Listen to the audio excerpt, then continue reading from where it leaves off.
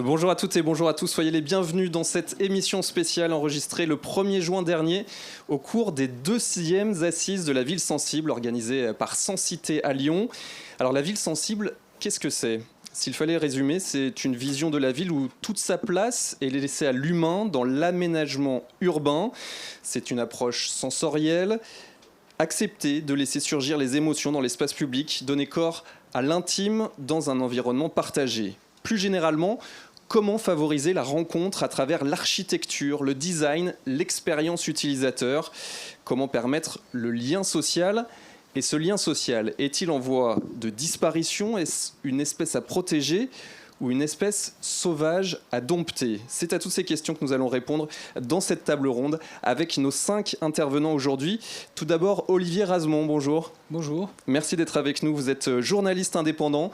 Vous êtes l'auteur de nombreux articles, notamment dans Le Monde, qui ont été publiés dans le quotidien français, qui s'intéressaient notamment à l'urbanisme, au transport, aux mobilités. Et puis vous êtes l'auteur de plusieurs livres également. On peut citer Comment la France a tué ses villes. Ça a été publié en 2016 rue de l'Échiquier. Et sinon, on n'a que du beau, le marché, ingrédient d'une société heureuse. C'est sorti l'an dernier chez Éco-Société. Et le marché, ce sera un exemple type que l'on va aborder pendant cette table ronde. À vos côtés, Sylvia Dor et Edith Terki. Bonjour à tous les deux. Bonjour. Merci d'être avec nous. Vous êtes tous les deux designers graphiques et sociaux. Vos projets sont à la croisée de l'architecture, de l'écriture et du rapport d'une communauté à son territoire.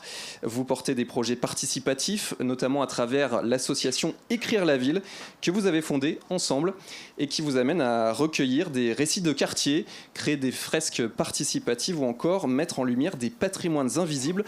Vous nous en direz plus avec des exemples concrets. Quand on parle de ville, la figure de l'architecte est un profil incontournable. Il sera incarné aujourd'hui par Thierry Roche. Bonjour. Bonjour. Merci d'être avec nous également. Vous êtes le fondateur du cabinet d'architectes Thierry Roche et Associés, installé dans le lieu où nous enregistrons cette émission, Zadig Cité, au cœur du quartier de la Confluence à Lyon. Vous êtes par ailleurs cofondateur avec Olivia Cuir de ces assises de la ville sensible. Alors Thierry Roche, vous définissez votre approche de l'architecture comme quelque chose d'empathique, une architecture de lien plutôt que de forme. On peut citer parmi vos réalisations la rénovation du quartier de Grand Paris, à la frontière avec Bron, la transformation d'une prison en campus universitaire, c'était avec la Cato de Lyon dans les anciennes prisons Saint-Paul et Saint-Joseph, ou encore l'école des ponts et chaussées à Paris. Et enfin, un spécialiste du lien social est avec nous également. Bonjour Xavier Ducrest. Bonjour. Merci d'être avec nous également. Vous êtes secrétaire général de la Fédération française pour les liens sociaux. C'est une association née pour combattre l'isolement et la solitude. Vous êtes également président fondateur d'une autre association, Gaïa, qui veut créer du lien social par le maraîchage en milieu urbain. C'est vraiment plonger les mains dans la terre ensemble pour créer du lien. Et puis on peut aussi citer votre organisme de formation, Fair Formation, pour formation alternative, inclusive et régénérative, tout un programme. Et puis tous ces mandats associatifs, ils arrivent après une vie professionnelle bien remplie, de publicitaire tout d'abord, puis 20 ans passés au sein de l'ONG Handicap International que vous avez dirigé et présidé. Alors voilà pour les présentations. Lien social dans la ville, une espèce sauvage, point d'interrogation. Nous sommes ensemble pendant 1 heure pour y réfléchir. Alors commençons tout d'abord cette émission spéciale avec un constat et je me tourne vers vous, Olivier Razemont, en tant que journaliste, vous êtes à un poste d'observation privilégié. Quel est le problème aujourd'hui dans la ville ? Vous parlez de dévitalisation dans vos écrits, dans vos articles. Le problème c'est quoi ? C'est qu'on vit tous côte à côte sans parfois se connaître ni même se parler ? Alors c'est un petit peu ça, mais très concrètement, avant tout, moi c'est un constat que j'avais fait notamment dans les villes moyennes, les villes entre 20 000 et 100 000 habitants. Donc les métropoles étaient moins concernées, sont moins concernées parce qu'il y a encore beaucoup de monde dans les métropoles, et tant mieux. Mais dans les villes moyennes, d'abord la chose la plus évidente, c'est les commerces vides, c'est les vitrines vides. La chose peut-être moins visible, mais qui est très, très, très vraie, c'est les logements vides, 10%, 15% de logements vides à Romans ou à Montélimar par exemple. Et puis c'est les activités d'activités qui en fait sont externalisées, si on peut dire, qui sont placées en dehors de la ville. Les zones commerciales, ça je pense que tout le monde les connaît, mais aussi les zones d'activité, les activités de service, les maternités, les hôpitaux, les cinémas, toute une série d'activités qui sont en fait en dehors de la ville. Et donc le résultat, c'est qu'on aboutit à ce qu'on appelle en Amérique du Nord un donut. Ça veut dire simplement que il se passe des choses autour, mais il se passe plus des choses dans la ville, et avec des conséquences. C'est quoi la ville pour relier, désolé de ce constat un peu clair, mais en même temps, il faut mettre les mots sur les choses des fois. Et quel est le lien finalement avec l'humanité dont nous parlons depuis ce matin? C'est que d'abord, il y a moins de monde dans les villes moyennes en particulier. Moi, c'est le constat que j'avais pu faire et qui se poursuit. J'étais récemment dans plusieurs villes moyennes un peu partout en France et ça n'a pas changé. C'est mieux l'été, mais enfin bon, voilà. Et puis, c'est aussi que la ville, c'est quoi finalement? La ville, c'est l'échange. Elle est née de l'échange, des échanges de biens et de marchandises, mais aussi des échanges d'idées, de culture. Et c'est le rapport entre les humains que nous sommes. On a entendu Charles Pépin qui nous disait ce matin, pas seulement les humains, les autres espèces aussi. Et puis c'est les bâtiments.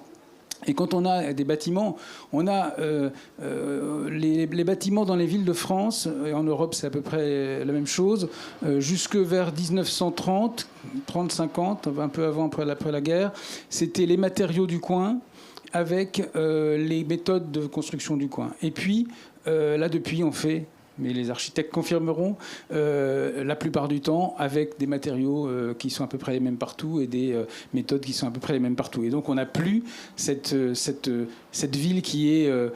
cette construction de ville qui n'est pas reproductible, donc. Quand on va à Charleville-Mézières, on voit la pierre de Don, qui est une sorte de pierre un peu jaune, comme ça, qui est magnifique, qui signe l'ensemble du centre-ville. Parfois, on fait encore des choses en pierre de Don, mais la plupart du temps, on fait autre chose. Et donc, on a ça. Et quand il n'y a plus d'humains, quand il y a moins d'humains, quand les magasins ferment, quand il y a moins d'habitants, et qu'on transforme des jolies places en parking, le résultat, c'est qu'à un moment, une partie de ce patrimoine s'effondre. Et on le voit, tout le monde a en tête la rue d'Aubagne, à Marseille, mais il y a d'autres exemples comme ça récents où on s'aperçoit. Donc voilà. Donc ça, c'est un constat que je faisais. Je suis désolé, il est un peu triste, mais en même temps, il faut partir de là pour comprendre comment remettre de l'humain. Et pour vous, remettre de l'humain, ça passe par le commerce. Vous l'avez cité très vite dans votre intervention. Une ville sensible, c'est une ville avec du commerce. Pourquoi un simple commerce, entre guillemets, crée spontanément du lien ? Alors, c'est pas seulement le commerce. Le commerce, il n'y a pas de commerce sans ville, il n'y a pas de ville sans commerce. C'est le commerce aussi. Alors, quand on se penche, je ne suis pas un spécialiste du commerce, je suis juste un observateur, mais bon, on se penche souvent sur le commerce sur le plan du chiffre d'affaires, en disant, voilà, ils vont faire du chiffre d'affaires, c'est bien, bon, tant mieux, et éventuellement de l'emploi, bon. Mais il y a autre chose aussi dans le commerce. Un commerçant, c'est les yeux de la ville. Il observe ce qui se passe dans la rue. Un commerçant, c'est un lien entre l'immeuble dans lequel il est et la ville qui est dehors, et éventuellement avec les pouvoirs publics qui sont présents. C'est aussi un lieu où on peut tout simplement laisser des clés. Alors, c'est pas sa vocation principale, mais il joue ce rôle-là. C'est un petit lien humain. C'est les petites choses, vous savez, les petites choses de tous les jours qui consistent à juste nous dire bonjour, tu peux pas me rendre un service. Que toute une série d'applis essayent de nous épargner en disant rassurez-vous, vous n'aurez plus besoin de parler à un humain quand vous réserverez un hôtel, allez sur notre appli, comme ça vous n'aurez plus besoin de déranger le réceptionniste quand il est en train de faire autre chose. Mais non, justement, le commerce de proximité, c'est ça, c'est aussi ce lien. On peut laisser des clés, on peut laisser éventuellement ses enfants de 2 minutes en disant voilà, tu peux me les garder parce que j'ai un truc à faire. Et c'est donc toute une série de liens et ces apports non marchands finalement du commerce, quel qu'il soit. Parce que le commerce, c'est très variable. C'est pas juste, tout le monde imagine la boulangerie du coin, là. Mais pas du tout. Il y a plein de choses. Il y a des commerces où on va une fois par an, une fois par vie. Et puis d'autres commerces où on va tous les jours. Des commerces qui sont ouverts le soir, d'autres le matin. Ceux où on se restaure sur place, etc. Enfin, il y a plein de choses différentes. Et tout ça, ces apports non marchands sont assez méconnus. Il y a une étude récente qui, je crois, a été faite par l'Institut d'urbanisme de la ville de Paris, la PUR, il me semble. Que c'est la PUR. Peut-être que c'est quelqu'un d'autre qui l'a faite. Mais en tout cas, c'était effectivement à Paris, qui montre tous ces apports et qui essaye... Alors, pas de les quantifier, on quantifie souvent en euros, parfois en CO2, mais là c'est compliqué à dire. Et en réalité, oui, le commerce fait partie avec les gens qui travaillent sur place aussi, avec les échanges qui se font. Une ville, c'est aussi un endroit où les gens passent, il n'y a pas que les gens qui vivent. Et puis c'est aussi effectivement un endroit où les gens viennent travailler, où viennent faire des choses. Et tout ça, ça fait vivre la ville. Et donc ça, effectivement, quand on commence à avoir beaucoup de vitrines vides, on perd une partie de l'activité humaine. Et ces échanges non Marchand, c'est finalement un peu le côté sauvage, spontané, peut-être de ce lien social qui peut surgir comme ça. Et on va voir comment peut-être on peut favoriser ce côté un peu sauvage.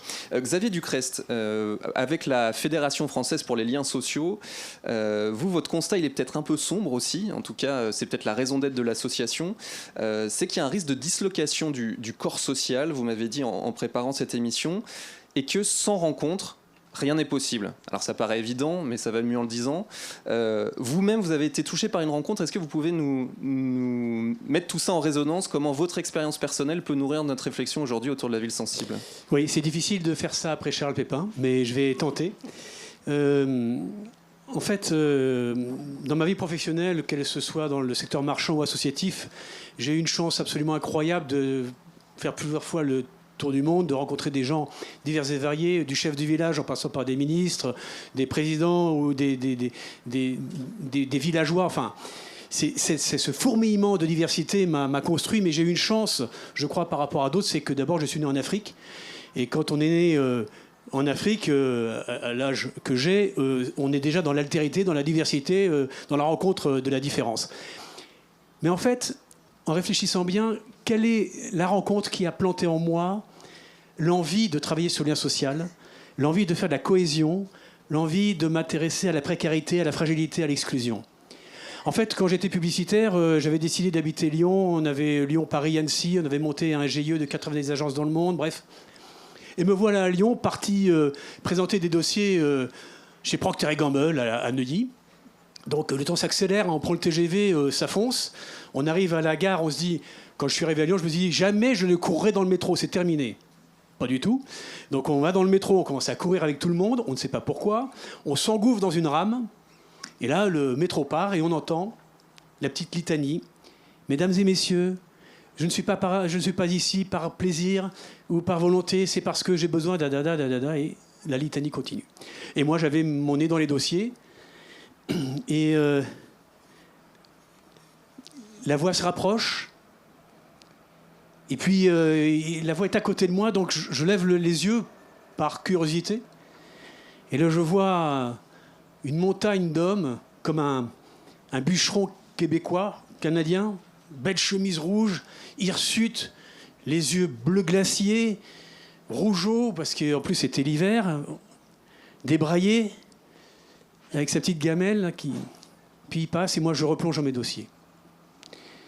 Et puis il se dirige vers la porte du métro, il y arrive, pendant qu'on arrive au quai, et là il se retourne vers nous toutes et nous tous, et avec une émotion dans la voix, « Vous n'avez rien compris, j'en ai vraiment besoin !» Et il est éjecté du métro. À ce moment-là, je me dis, je suis le roi des cons. J'essaie de ramasser mes affaires, de traverser le métro comme je peux, vous savez, c'est comme dans un match de rugby, et puis j'arrive vers la porte, à ce moment-là, j'entends le... Et ça se ferme. Et là, le métro part. Et je vois cette montagne d'hommes s'écrouler à genoux sur le quai et pleurer. Et pleurer. Est-ce que c'est acceptable? Est-ce que ma condition humaine me permet d'ignorer ça? Alors oui, on dira, mais il y en a tous les jours, c'est permanent, etc. On ne peut pas donner à tout le monde. Mais ne serait-ce que de regarder, de sourire, de s'adresser à la personne. Dans un endroit où il y a un monde fou, et pourtant on se sent totalement seul, isolé. Est-ce que c'est ça, une ville? Est-ce que c'est ça de faire la solidarité, notre humanité, notre fraternité? Et c'est là que j'ai décidé, un jour, que je changerai. Et j'ai changé. Et on entend l'émotion encore quand vous en parlez. Et l'émotion, c'est évidemment aussi toute cette place laissée dans la ville sensible. On parle aussi dans ces assises de la ville sensible de quotient émotionnel d'une ville. Voilà, il faut laisser de la place à l'émotion et on aura sans doute l'occasion d'y revenir. Thierry Roche, on parlait de la prise de conscience de Xavier Ducrest. Vous-même, vous êtes architecte. Vous avez commencé votre carrière avec peut-être les plus beaux bâtiments à performance énergétique et vous vous êtes rendu compte que peut-être que les usagers ne se rendaient pas compte forcément de tout ça et qu'ils mésusageaient, je ne sais pas si ça se dit, le bâtiment. Est-ce que vous pouvez nous raconter aussi votre cheminement personnel justement pour petit à petit vous retourner vers une ville plus sensible en tant qu'architecte? Oui, effectivement, dans les années, fin des années 90, début des années 2000, les enjeux environnementaux arrivant, en fait, c'était pour nous à l'agence, en tout cas pour moi, la possibilité vraiment de mettre en route, en fait, quelque part, ce qui était au fond de moi, qui était la volonté de contribuer. Et du coup, effectivement, ces enjeux arrivant, la rencontre, on parlait ce matin de la rencontre avec Charles Pépin, en fait, c'est ça, la rencontre de gens assez extraordinaires qui étaient des ingénieurs essentiellement parce que eux, ils arrivaient par leurs calculs, par leurs prévisions, à donner en fait des objectifs précis, chiffrés, et qui rassuraient tout le monde. Donc, on est parti dans une volonté justement de changer le monde. Il fallait tout diviser par 4, donc on y est allé à fond. On a pris le goût d'ailleurs. Hein, il y a le goût de la performance. On était dans la notion de performance énergétique, essentiellement au début, en tout cas. Et donc cette performance, elle se chiffre, et dans ce goût de la performance, il y a aussi un autre goût qu'on peut avoir, c'est le fait d'être le premier bâtiment passif, premier bâtiment énergie positive. C'était génial. On était dans une aventure assez débridée parce qu'il n'y avait pas encore aussi toutes les procédures, tous ces enjeux-là. Donc on prenait vraiment plaisir à aller dans cette performance. Jusqu'au jour où, en fait, effectivement, je m'apercevais que finalement, cette performance, on avait oublié quelqu'un derrière cette performance, c'était pour qui on la faisait.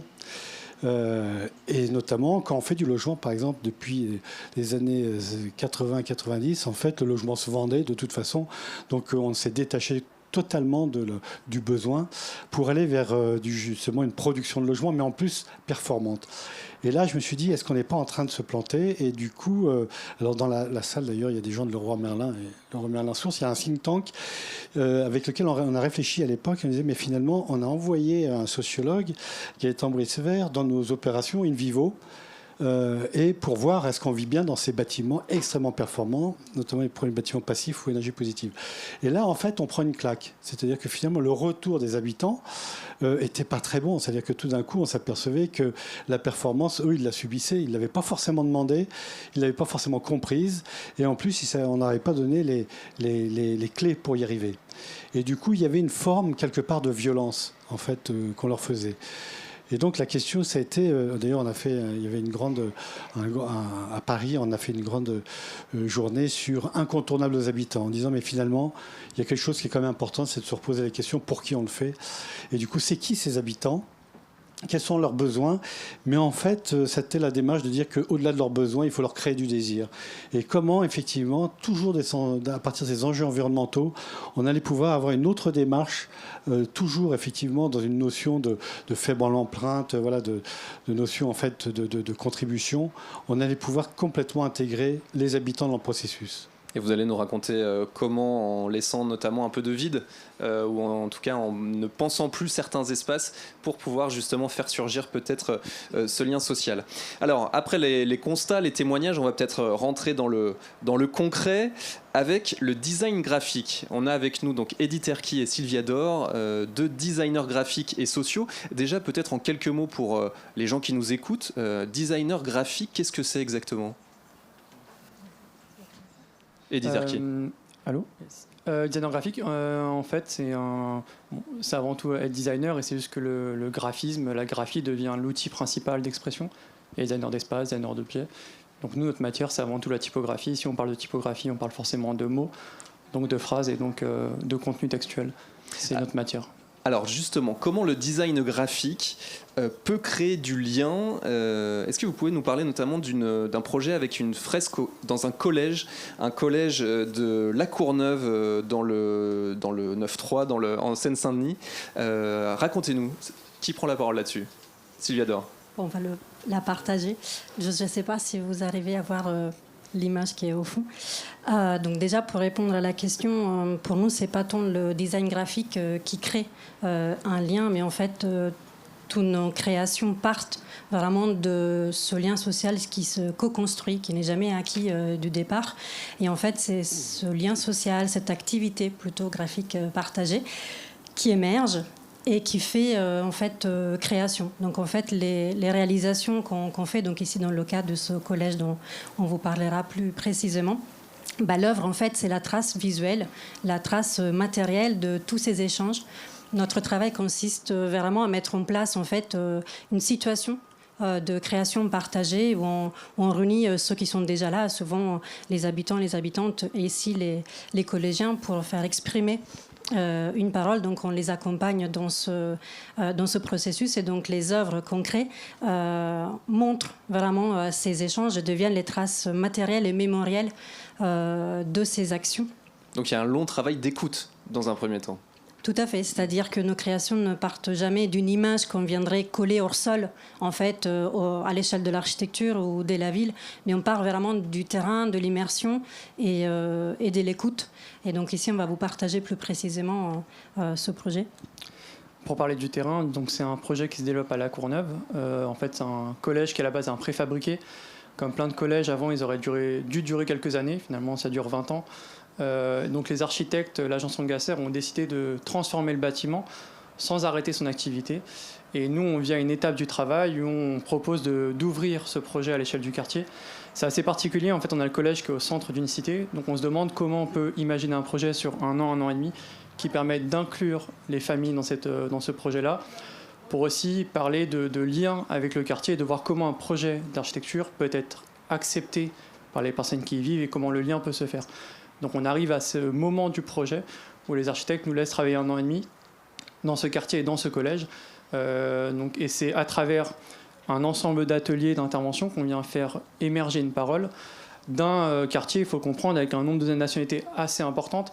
D'ailleurs, en général, quand ils cherchent des profs, ils vont vers des personnes qui parlent plusieurs langues pour faciliter le lien avec les familles.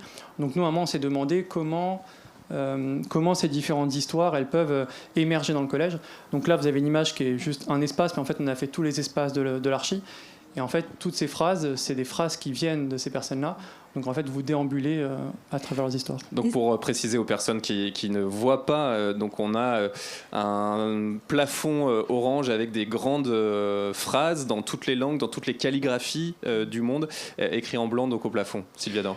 En fait, oui, donc ce qu'on voit à l'image, ça s'appelle la Grand Rue, puisqu'en fait, déjà pour dire que notre projet s'inscrit vraiment dans le projet des architectes et de l'agent Angasser au départ. Donc c'est un bâtiment qui donne sur la ville, qui donne sur le quartier. Donc c'est une grande rue qui est traversée par les collégiens, mais aussi par les familles et les habitants. Donc c'est un espace public et privé. Et en fait, avec Eddy, on a proposé une chose qui ne se fait pas justement dans la reconstruction d'un collège. Déjà, normalement, les élèves la subissent. Comme il disait Eddy, nous, on a proposé qu'ils deviennent acteurs. Et surtout, quand on a un nouveau collège, donc un espace tout beau, tout neuf, on n'écrit pas dessus. Et justement, nous, on a proposé aux élèves de prendre place et d'écrire à l'échelle du bâtiment, d'écrire à l'échelle des plafonds, du sol, de murs, au travers des écrits de Jean Villard. Qui est du coup Jean Villard, c'est le nom du collège. Voilà, qui est le nom du collège. Donc, comme lui, il proposait cette culture comme un bien commun.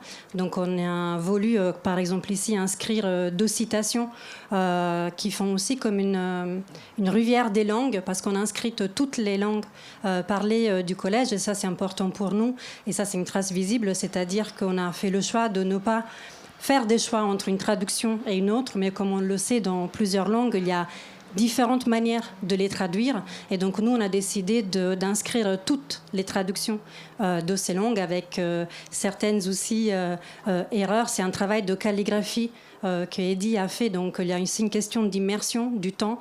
On a travaillé in situ pendant l'activité scolaire. Et donc, c'est comme une signalétique dans le bâtiment qui nous invite du quartier, de la place publique, à rentrer dans la cour par ces rivières de langue. Et donc finalement, tout le monde y trouve son compte, c'est-à-dire que tout le monde, même dans sa langue natale, peut se retrouver sur le plafond de son collège. Parmi les solutions aussi, Thierry Roche, je reviens à vous. Je le disais, vous, maintenant, fort de votre expérience, vous laissez de la place dans certains projets architecturaux. Qu'est-ce que ça veut dire exactement ? Expliquez-nous. Alors pour ceux qui ont écouté Charles Pépin, c'est un peu effectivement le fait de pouvoir avoir l'espace de la rencontre possible, l'espace de sérendipité, c'est-à-dire la gestion de l'inattendu, c'est-à-dire que l'espace qui n'est pas imposé, soit par l'architecte, soit par le promoteur ou l'aménageur, ça peut être une place, ça peut être... Et en fait, ces espaces de courtoisie dans lesquels finalement on va laisser aux habitants la capacité de raconter leur histoire. Donc en fait, on crée des espaces capables où tout est possible, dans lequel effectivement effectivement, les habitants, au moment du chantier, vont pouvoir en fait intervenir, créer des œuvres d'art. Enfin voilà, c'est eux qui ont la possibilité de s'exprimer. L'objectif étant non pas de voir un résultat bien ou pas bien, c'est de donner la capacité à des gens qui vont habiter un lieu, qui peut être un lieu de la ville d'ailleurs, qui peut être une place, de pouvoir s'investir. Comment c'est arrivé? En fait, c'était tout simple, c'est que sur une opération, on avait une opération de promotion dans laquelle le promoteur, finalement, a déposé le bilan au moment de réaliser l'espace extérieur. Et nous, on avait tout dessiné, l'espace où ils devaient faire des jeux de boules, l'espace où ils devaient faire leur barbecue. Tout était réglé et les moutons étaient bien gardés. Le fait de ne pas pouvoir avoir la possibilité de les réaliser, les habitants, finalement, se sont réunis entre eux et se sont relevés les manches. Et c'est eux qui ont, en fait, reconçu en fait les lieux et en fait ont fait eux-mêmes.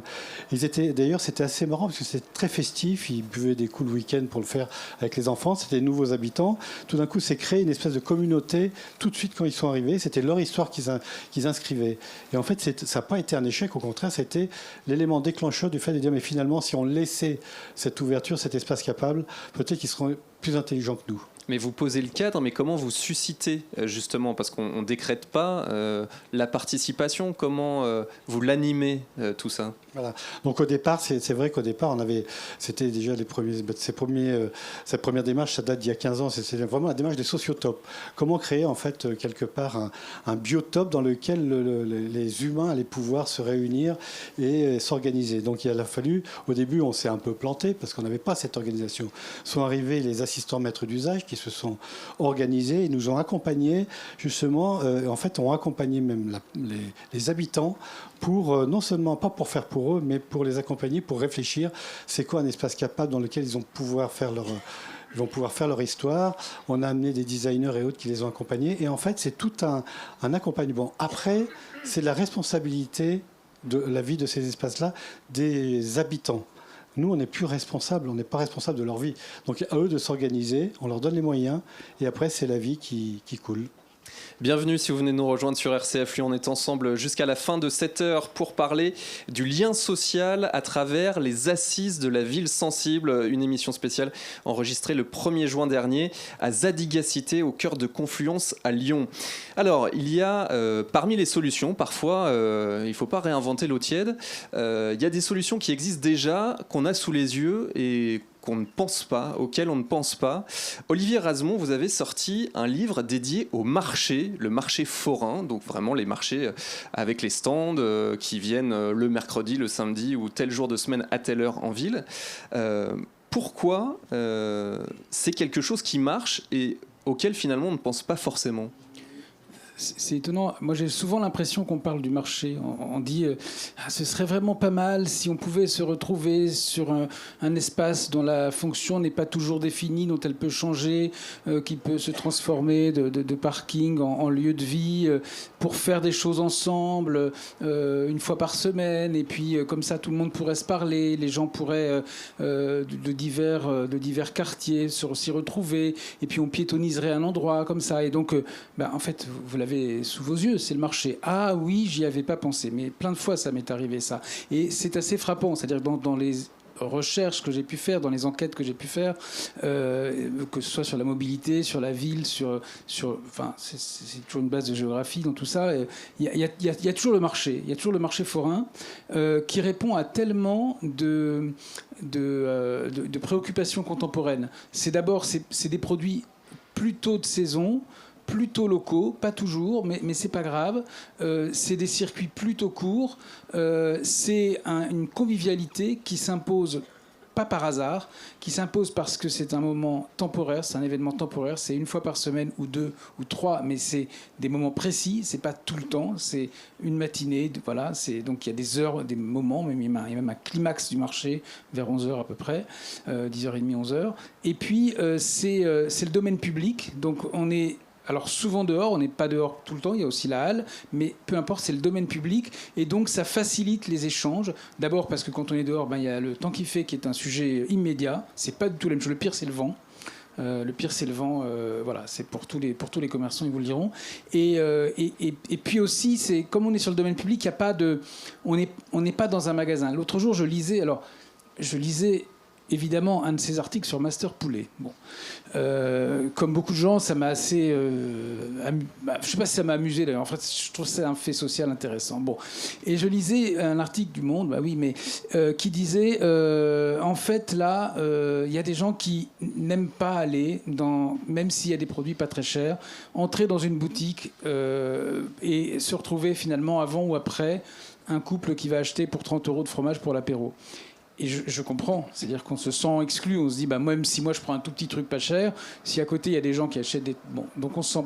Au marché, il n'y a pas ça. On n'a pas besoin. On passe devant, ça nous plaît. On se dit, tiens, on s'arrête, on peut poser la question, on peut repartir. Il y a pas de, parce qu'on est dehors, on est dans le domaine public, on n'a pas besoin.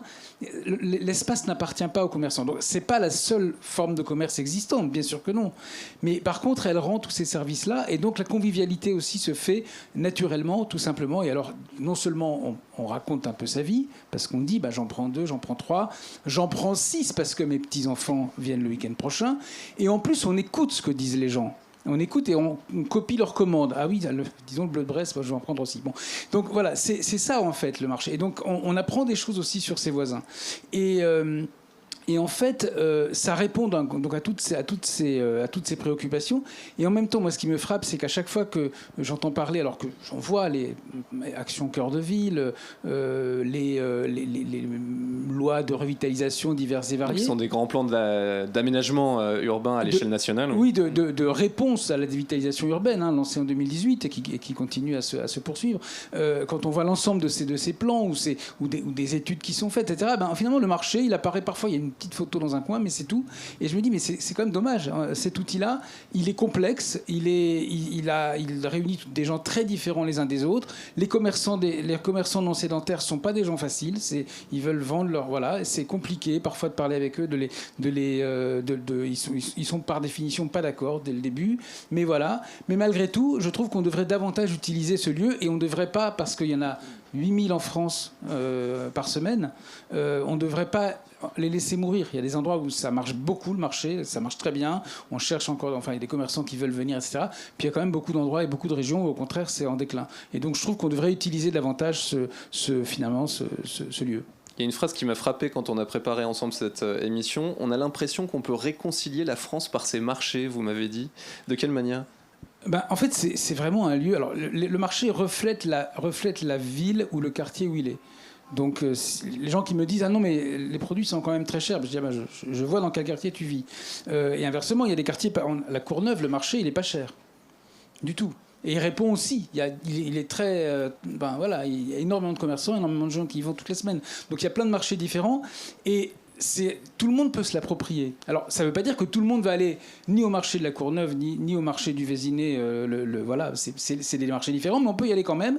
Et surtout, même quand on est au milieu d'un marché très populaire, d'une banlieue très populaire, il y a quand même 2-3 stands qui vendent au bout du coin. Et inversement, quand on est dans un quartier très, très chic, on a quand même 2-3 stands dont le principal attrait, c'est le prix.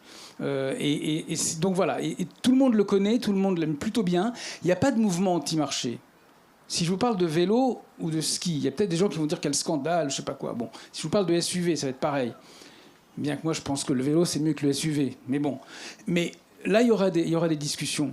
Mais par contre, le marché, il y a des gens qui n'y vont pas. Mais il n'y a personne qui va dire quel scandale le marché, je ne peux pas passer avec ma voiture le jour du marché. Non, c'est une piétonisation stricte et consensuelle en plus. Dans la moindre bourgade, Pont-sur-Yonne, dans l'Yonne, 3000 habitants, il n'y a jamais de restriction de circulation, quel qu'il soit. Mais le dimanche matin, depuis 1526... ou à peu près 1540, je crois. On est obligé de marcher à pied parce que c'est le marché et on laisse les enfants courir. Les bistrots du coin retrouvent leur lustre d'antan, tout le monde se rencontre, etc. Donc voilà, je trouve qu'on devrait être davantage utile. Enfin, Pont-sur-Yonne le dimanche matin, mais il y a plein d'autres exemples. Vienne le samedi, etc. Enfin, il y a plein d'exemples, mais c'est la ville dont on parle depuis ce matin, en fait. Et un bon journaliste qui est normalement quelqu'un qui rapporte des trains qui n'arrivent pas à l'heure, est-ce que selon vous, on ne parle pas des marchés parce que tout simplement ça fonctionne ? alors oui, mais en plus c'est pire parce que parfois on en parle quand il fonctionne justement pas, et quand il y a des histoires de corruption de placiers, parce que ça existe, il faut le dire, et j'en parle aussi dans ce bouquin pour dire les choses telles qu'elles sont, tout simplement. Donc pourquoi à deux moments on parle des marchés, soit pour dire pas tellement qu'ils vont bien, en effet, mais plutôt qu'il y a une histoire de corruption. Donc les trains qui n'arrivent pas à l'heure. Voilà, exactement, mais ça arrive de temps en temps, souvent en Ile-de-France, il faut le dire. Et puis, on en parle, il y en a dans un article, désolé, je lis les journaux encore, mais bon, et dans un article politique sur 2 ou sur 3, en fonction de la période, il y a le mot marché au sens, pas de marché financier, mais de marché forain, qui est tel ministre, il est très bien, mais il ne va pas assez sur les marchés, telle idée, pourquoi pas, mais il faudrait la tester sur les marchés, comme si là, on avait une réserve de braves gens dont finalement la fonction, en plus d'acheter un peu des échalotes et des poireaux, serait de commenter l'actualité. Alors là, vraiment, on a une réserve de bons Français qui sont là, qui d'ailleurs parlent eux aussi toutes les langues, tant mieux, et qui sont là, et voilà, ça se limiterait à ça. Ben non, prenons ça parce que c'est le marché d'antan, etc. Et prenons ça, valorisons-le, sauvons-le. Il est menacé, il a, comme tous les commerces, des prédateurs qui viennent la plupart du temps de la grande distribution. Alors justement, Xavier Ducrest, on va peut-être parler de ces menaces. Le titre de cette table ronde, c'est une espèce sauvage, point d'interrogation. Alors les espèces sauvages, aujourd'hui, elles sont plutôt menacées d'extinction. Qui doit être le WWF, finalement, du lien social, selon vous? Quels lieux peuvent favoriser ce lien social et qu'il faut à tout prix préserver aujourd'hui? Alors merci pour la question, parce que les lieux pour moi ne sont pas forcément du domaine urbanistique ou architectural. Et le premier lieu, c'est toi, vous, chacun de nous. Le premier lieu, c'est la place que l'on fait nous à la solidarité. C'est la place que l'on fait nous à l'altérité et à la volonté de la rencontre. Avec cette volonté d'aller rencontrer ce que l'on ne connaît pas, référence à ce qui a été dit ce matin, à se laisser surprendre par tout un tas de personnes que l'on ignore et que l'on va rencontrer par chance, de se parler à soi-même, de se révéler à soi-même. Et c'est vrai que de se dire que le lien social est une espèce en voie de disparition parce qu'il est sauvage, eh ben il est en voie de disparition, et on va remercier l'administration Trump d'avoir initié le mouvement en coupant les fonds institutionnels donnés par USAID, premier bailleur institutionnel à travers le monde pour les ONG internationales, qui a fini par cascader pour l'aide publique au développement dans les différents États, puis par l'aide au monde des associations. Or, le monde des associations, j'ai le chiffre ici, 1,6 million d'associations en France. Ça veut dire 13 millions de bénévoles.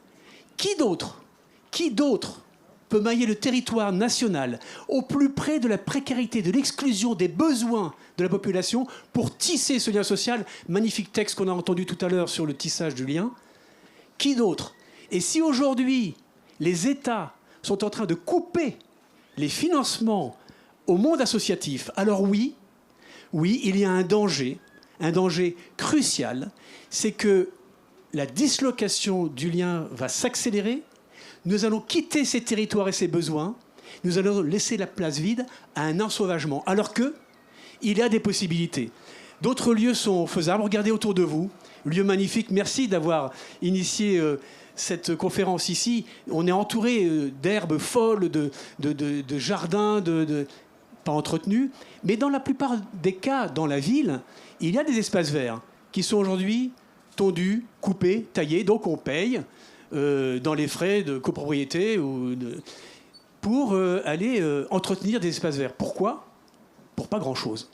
Alors que l'exemple que je donne avec Gaïa Lyon qu'on a monté, c'est de faire de ces espaces un lieu de rencontre de l'intelligence collective. On va tous se retrouver pour, quelle que soit notre condition, association, personnes handicapées, SDF, EHPAD, école, etc.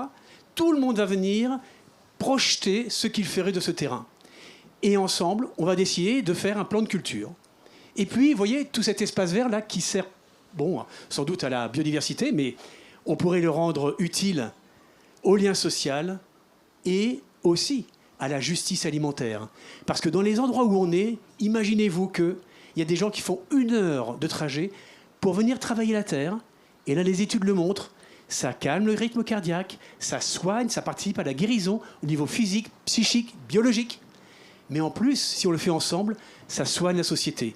Et eux, ils font 1 heure ou 1 heure et demie de trajet pour venir dans un jardin, travailler la terre ensemble, simplement pour être avec les autres, parce que c'est parce qu'ils vont travailler qui va produire énormément, mais ils repartent chaque fois avec un peu de légumes.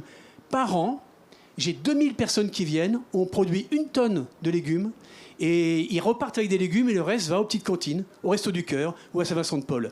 C'est ça le lien social. Et le bénévole qui vient, ou même la personne qui est bénéficiaire, qui appartient à EPNAC ou au Clubhouse ou à l'Alged, eh bien lui aussi, finalement, elle aussi, a un lien de solidarité, puisque ce qu'il produit, on va le donner à d'autres.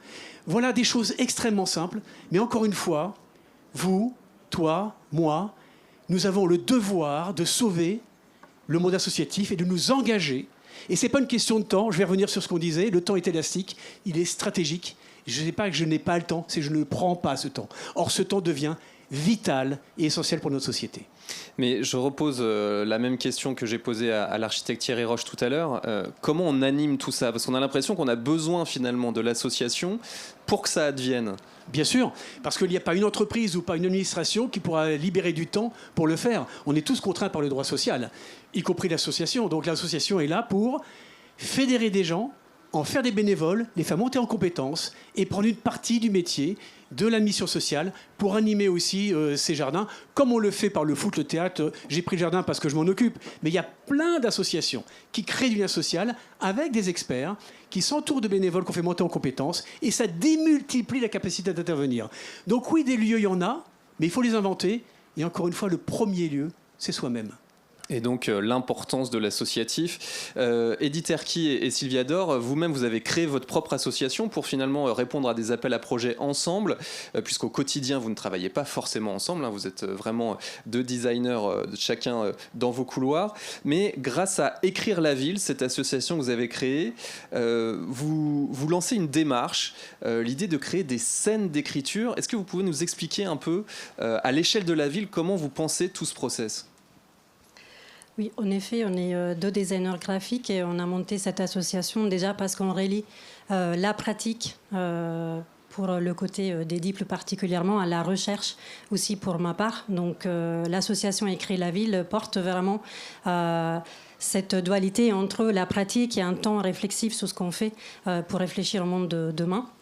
Et donc, écrire la ville, pour nous, que je traduirais de l'italien, scrivere la città, est pour moi le sens même de ce qui vient d'être dit, c'est-à-dire que dans cette espèce sauvage, on pourrait y apporter aussi le terme de domestiquer, en fait, une parole. Et ce qu'on essaye de faire avec Écrire la ville, c'est justement de penser la ville non pas seulement comme une infrastructure, mais comme un espace, la cité, dans lequel des communautés se créent, débattent ensemble, ne sont pas d'accord, négocient des choses. Et donc avec Eddy, on essaye de proposer ces espaces-temps où on propose aux habitants un arrêt-temps de création commune pour faire émerger ces paroles et les faire se débattre entre elles au travers des projets concrets. Nous, on parle vraiment du terrain. Et par rapport aux scènes d'écriture évoquées, comme on disait, l'écriture, c'est vraiment notre matière première, puisque déjà, l'acte d'écrire, c'est un acte très fort, très politique. Nos villes sont inscrites partout de signes qui nous imposent, souvent des règles qui sont des signes qui nous incitent à aller vite, par exemple. Et nous, on propose que ces villes se réécrivent ensemble pour donner la parole à ceux et celles qui l'habitent. Donc on travaille avec des collectivités territoriales, des architectes, des urbanistes, dans des cadres de transformation urbaine, pour partir vraiment du terrain, de ce qui est déjà là, de l'écoute et des savoirs habitants comme des ressources. Donc peut-être dans les projets... Edith Erki, allez-y. Merci. Oui, en fait, tout l'enjeu pour nous, alors il y a quelques projets, mais en fait, tout l'enjeu pour nous, on est sollicité pour ça, c'est d'aller créer du lien avant projet, au lancement des projets, pour comprendre un peu comment vit un quartier, quelle est son identité, comment il fonctionne, savoir aussi comment les gens peuvent prendre place dans les projets, comment ils peuvent s'exprimer.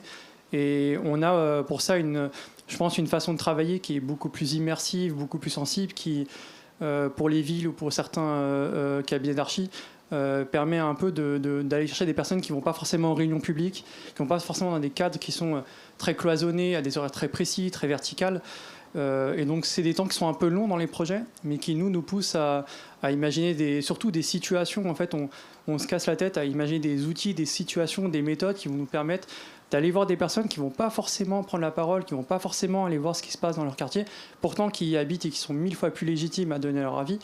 Et on essaie de voir comment cette parole elle peut émerger. Et c'est là où tout le travail graphique qui va devenir un outil, un appui pour devenir un levier à des échelles différentes.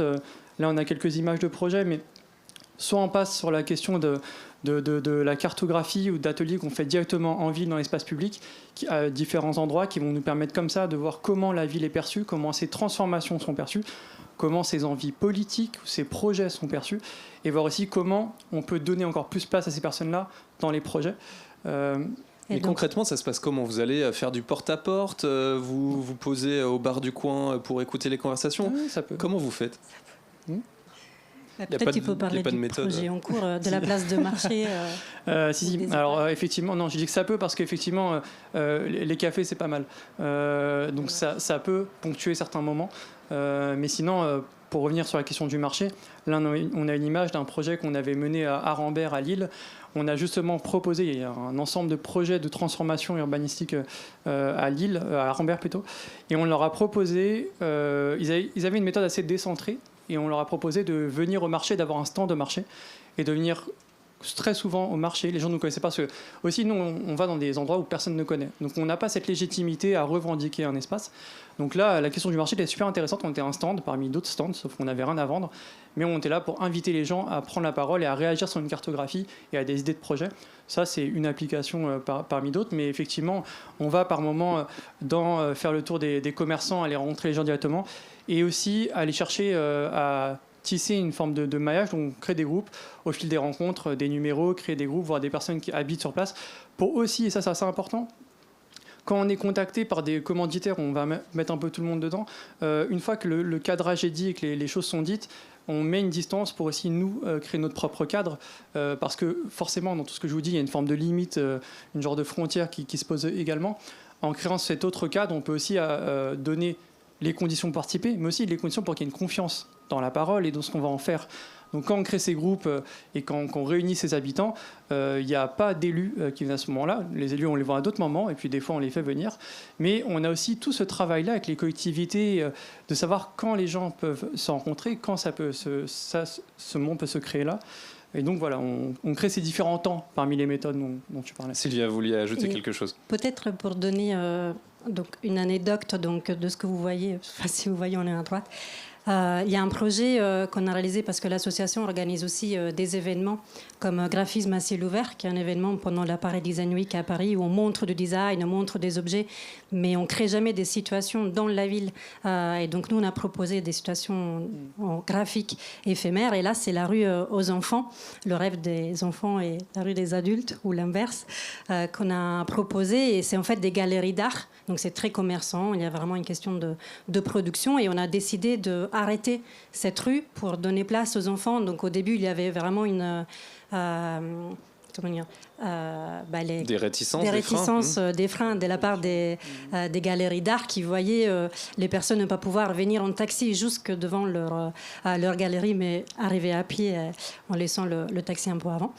Et en fait, en prenant place, en étant présent, on a créé une situation graphique de jeu pour les enfants et ses familles. Et en fait, quand ce lien s'est construit, quand l'événement s'est créé, finalement, c'était les premiers à adhérer. Donc ça, c'était une anecdote. Et par rapport à un autre contexte, qui est plutôt un contexte de soins, on a été missionné dans le 95 à l'échelle d'un réseau d'EHPAD pour créer du lien entre les EHPAD et les résidents et les personnes... les équipes soignantes, surtout. Voilà, les équipes soignantes qui travaillent. Et c'est vrai que dans les méthodes, en premier lieu... on passe beaucoup de temps en immersion et comme on disait avant, la forme n'émerge jamais sans partir du terrain. C'est l'immersion qui va définir le projet. Là, à un moment, il y a une question qui se pose d'un manque de lien entre l'équipe soignante, les familles, les résidents et les résidentes. Et ils viennent nous chercher pour qu'on travaille, c'est un travail d'1 an et demi, pour savoir qu'est-ce qui bloque à cet endroit-là. Donc nous, on propose une immersion en EHPAD. On n'a pas l'habitude d'aller souvent dans les EHPAD, mais du coup, on fait ce temps-là pour rencontrer tout le monde et voir un peu comment ça se passe. c'est souvent des questions en réalité d'incompréhension et de gêne plus que de problèmes. Et à partir de là, et c'est là que je revenais sur le mot designeuse, c'est que le design, c'est avant tout répondre à des problématiques, apporter des solutions. Et donc c'est ce lien entre la main, le dessin et la réflexion émerge de cette immersion. À un moment où on dit, en fait, c'est peut-être ce sujet-là qu'il faut aborder, c'est peut-être ce thème-là, et on propose de le travailler sur 6 mois de cette façon-là. Et il y a toujours une finalité qui devient graphique. Ça, c'est aussi lié à une forme d'appétit et des outils que nous, on manipule. Mais du coup, cette EHPAD, après ce projet-là, on a co-construit un jeu qu'on est en train de terminer avec ces EHPAD qui émergent avec les résidents et résidentes sur des parcours de vie que l'on peut rejouer. Je rebondis, Olivier Razemont.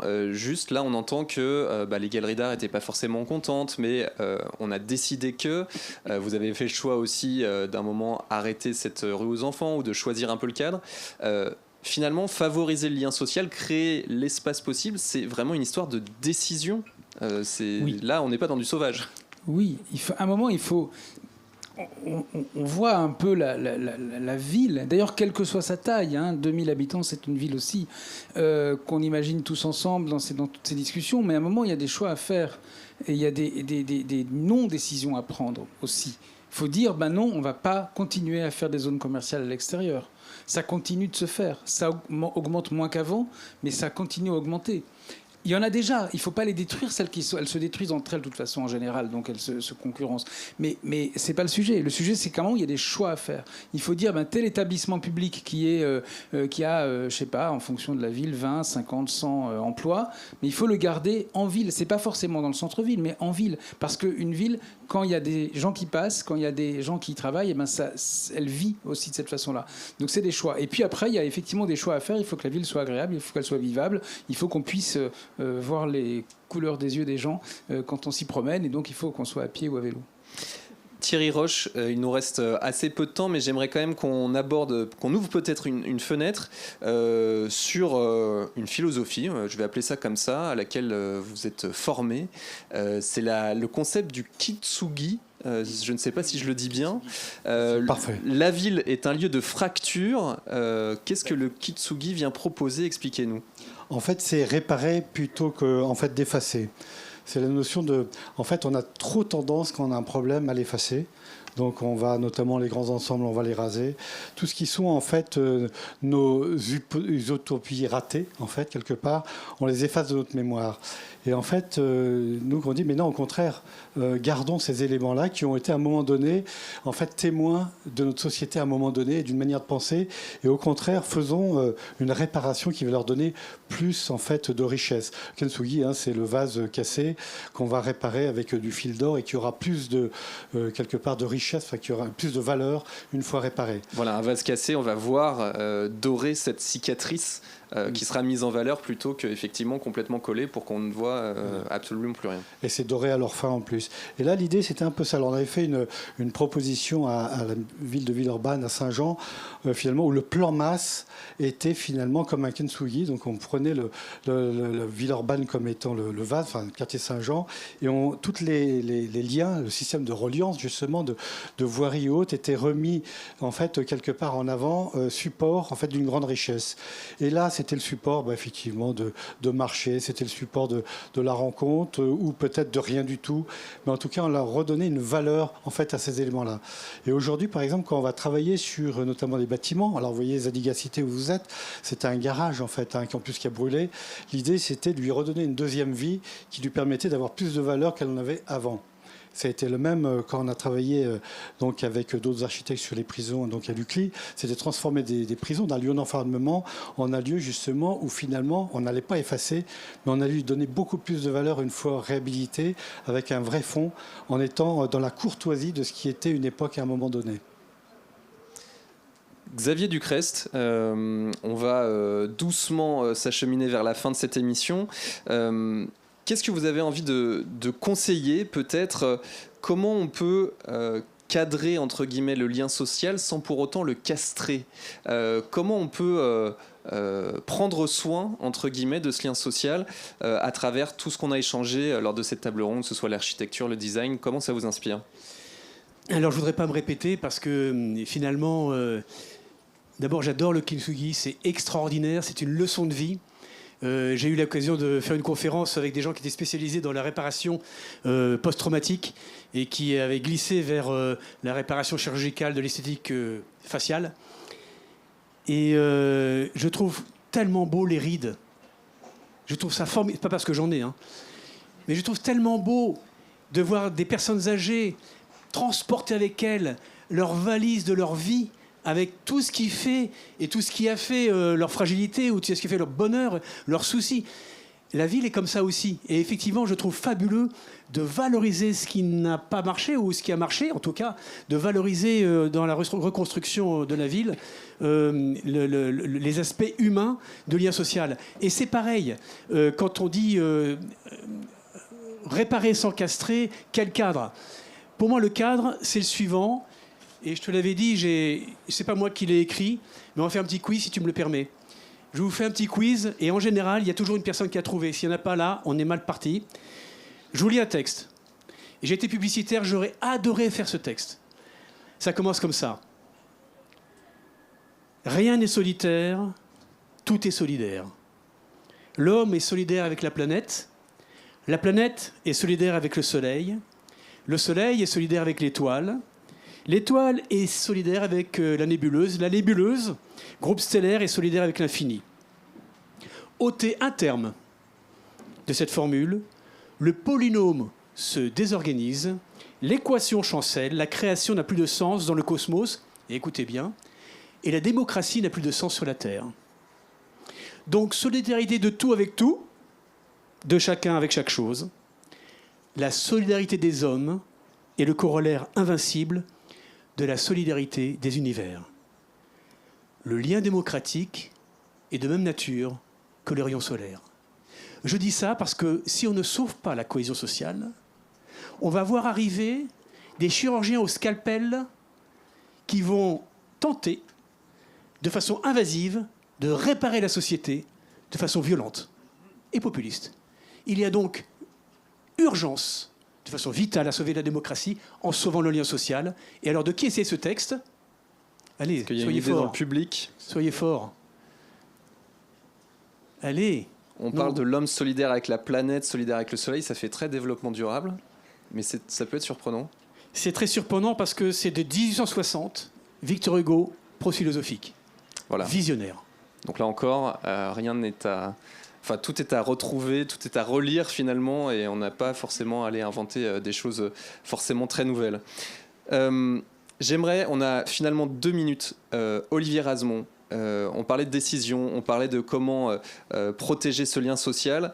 Il y a un tout petit contre-exemple sur le marché, qui est celui des halles gourmandes, qui est quelque chose d'assez en vogue aujourd'hui dans pas mal de municipalités, où on se dit, bah voilà, on va favoriser le marché, on va favoriser ça. Et pourtant, selon vous, c'est un mauvais exemple. Pourquoi ? Oui, c'est le type même de mauvaise décision. C'est-à-dire qu'en fait, on a un marché qui fonctionne plusieurs jours par semaine ou un jour par semaine. Et là, il y a souvent quelqu'un qui, en fait, vient de l'univers de la grande distribution et qui convainc les élus disant « Ah ben on va le faire tous les jours de la semaine, puisque ça fonctionne, on va le reproduire. » Sauf que ça ne marche pas. Alors on fait une halle gourmande, on le concède à un opérateur privé. On a du coup des charges qui sont beaucoup plus élevées pour les commerçants, des prix des loyers également, et donc aussi pour les clients, c'est beaucoup plus cher. Et le truc se met en place, on l'appelle Biltoki par exemple. Il y en avait à Saint-Étienne comme ça qui s'est cassé la gueule, où on lui donne d'autres noms, etc. Et en fait, on s'aperçoit que ça ne fonctionne pas parce que la probabilité de rencontrer les gens qu'on connaît quand l'événement a lieu quelques heures par semaine, elle est beaucoup plus élevée que quand l'événement finalement a lieu du lundi matin au dimanche soir. Donc c'est tout simplement, il ne faut pas vouloir imaginer comment dire, il y a un truc qui fonctionne, utilisons-le. Pour le reproduire, c'est pas évident, il faut que les conditions soient là. Et si on veut l'industrialiser, en général, ça risque de plus fonctionner parce que là, le profit ne sera plus pour les différents commerçants qui sont là, mais pour l'opérateur, et on change d'échelle. Donc il faut faire... Voilà, c'est des sujets hyper sensibles. Merci à tous les 5 d'avoir été au micro de RCF Lyon aujourd'hui. On peut les applaudir. Olivier Razemont, Sylvia Dor, Edith Herki, Thierry Roche et Xavier Ducrest. C'est une émission à retrouver en intégralité sur rcf.fr/Lyon. Et donc on était en direct depuis la 2e édition des Assises de la Ville Sensible. Merci à vous de nous avoir suivis aujourd'hui. Alors ne partez pas. Là, on a fini l'émission radio, mais là, on a le bonus. C'est comme le DVD, ça parlera peut-être aux plus vieux d'entre nous. Le bonus, c'est évidemment les questions ici en présentiel. Est-ce qu'il y en a pour nos intervenants ?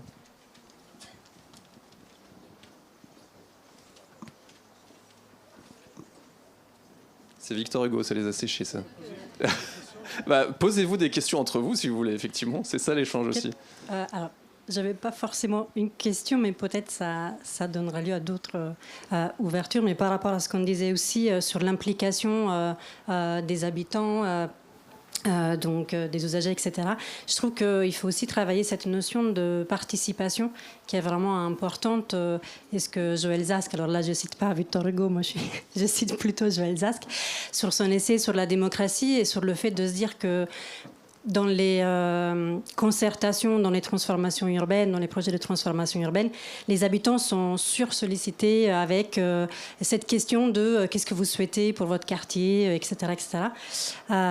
Et en fait, nous, ce qui nous semble important dans le travail qu'on fait avec Eddy, c'est de revenir à une échelle plus concrète, en fait, de leur désir à mettre en forme au travers de notre discipline, mais aussi à se dire OK, on les fait participer, mais comment on leur redonne une place, une contribution dans cette participation ? Est-ce qu'on les consulte ? Est-ce qu'on les implique ? Et du coup, j'essayais juste de vous partager, comme maintenant on est en off, on a amené quelques productions. Donc, par exemple, par rapport au projet de La Courneuve, c'est un livre de recettes qui a été fait avec les familles, les habitants du quartier, qui ont écrit leurs recettes dans leur langue, etc. Et qu'en fait, on a édité et diffusé gratuitement à l'échelle, bien entendu, des familles des élèves, mais aussi du quartier, pour qu'il y ait un objet tangible ensuite qui reste, qui fédère et qui mette en valeur aussi la participation des habitants. Donc peut-être une question dans cette notion de participation, ça peut ouvrir le débat. Alors merci, parce que, et Olivia Cuir le sait bien, puisqu'elle est à l'initiative de l'association qu'on a montée, Gaïa Lyon, rien ne se fait sans l'intelligence collective des publics visés. Le premier jardin qu'on a ouvert, il s'agissait de rouvrir une petite cité d'habitat social, 12 000 habitants, 1200 habitants, pardon, 1200 habitants, plus d'une vingtaine de nationalités. On a mis pas loin de 8 mois à se faire rembarrer, jeter. C'était l'enfer. J'ai même quelqu'un du CA qui est parti en pleurant. C'était infernal. Et au bout d'un an, on a réussi tous ensemble à construire le projet parce que ça répondait finalement, véritablement à leur volonté, à leur usage, à leur propriété, puisqu'ils disaient vous faites venir des étrangers chez nous, 20 nationalités, hein, mais c'est leur territoire. De quel droit nous, on allait leur dire c'est ça qu'il vous faut. Donc tu as parfaitement raison. L'intelligence collective de l'animation d'une question avec toutes les composantes, EHPAD, écoles, associations, résidents, habitants, voisins, etc., municipalités. C'est extraordinaire d'intelligence et de résultats. Et on a fini au bout de 4 ans à installer la paix, là où au début, devant nous, on a eu 2 défenestrations. Donc on vient dans des quartiers, avec les habitants, installer la paix. Il n'y a rien de plus beau comme impact. Quand on me parle d'impact toujours, je donne de l'argent, c'est quand on impacte. En voilà un. La cohésion sociale, ça se mesure difficilement, mais installer la paix, ça se constate en coût évité. Une question, oui, monsieur.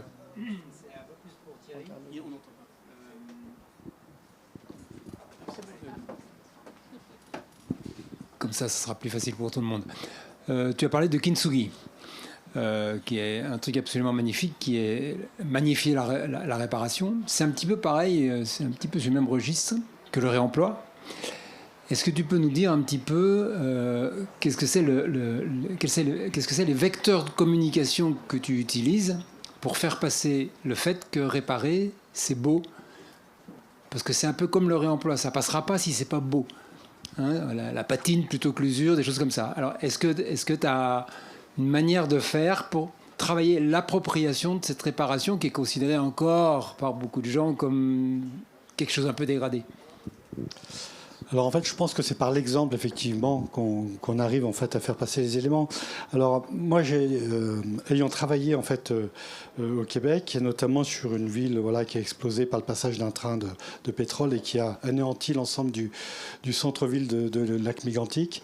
En fait, avec la population, on a travaillé sur réinventer la ville. Qu'est-ce qu'on réinvente la ville d'avant, celle d'aujourd'hui ou celle de demain. Donc on faisait des grandes messes où on les faisait travailler là-dessus. Mais finalement, ce qui a été la chose unanime, c'est que de tout de suite, il y avait cette notion de réparation. Et la réparation, elle passait par un parcours qu'on allait tracer, qu'ils allaient d'ailleurs eux concevoir, où chaque halte, c'était en fait une œuvre d'art et qui représentait un des éléments des personnes défuntes.